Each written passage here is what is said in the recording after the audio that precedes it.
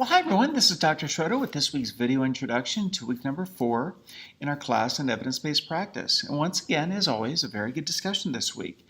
Our primary focus of the discussion in week 3 was to talk about meta-analyses and integrative reviews. And we talked about how essentially what these are, they're a very specialized form of study where a researcher will review the current literature and current studies, and then in the case of a meta-analysis, will try to come up with new findings or try to collaborate the findings from data that has been completed on various studies that have had the variables or that have had the data that is fairly similar.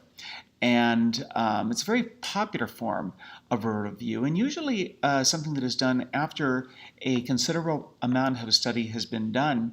And it's used as a way of collaborating and a way to try to come up with a definitive or a more definitive validation of the findings of particular studies and the findings of studies related to evidence-based practice. And an integrative review is similar, but the difference is that an integrated review is usually much broader and does not focus on the same type of a statistical analysis. It's more interested in hypotheses and looking at what are the conclusions that authors came up with.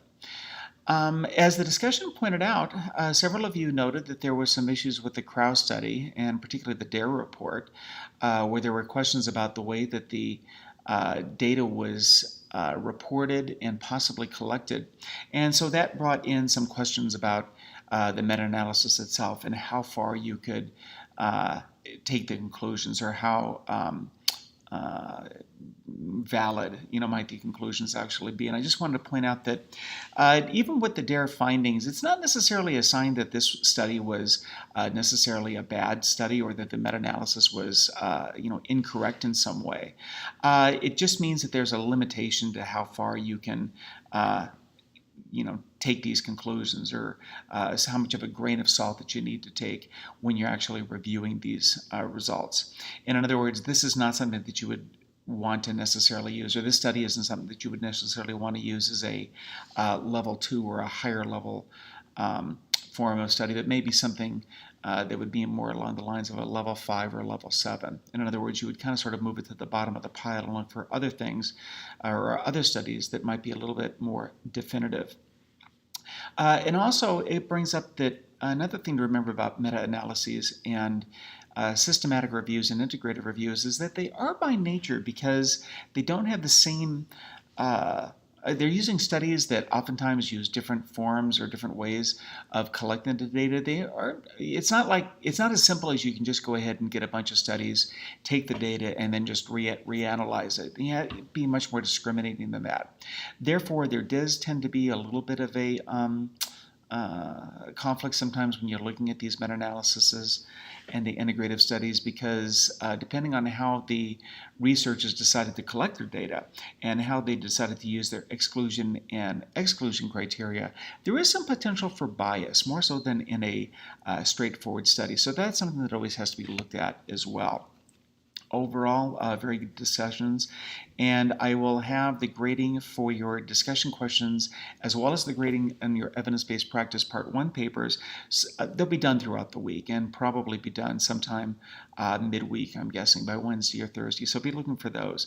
Of course, you completed your evidence-based practice part 1 assignments as well, and the feedback that you get on that will help you with continuing on, which is going to be your evidence-based practice part 2 paper due in a couple weeks.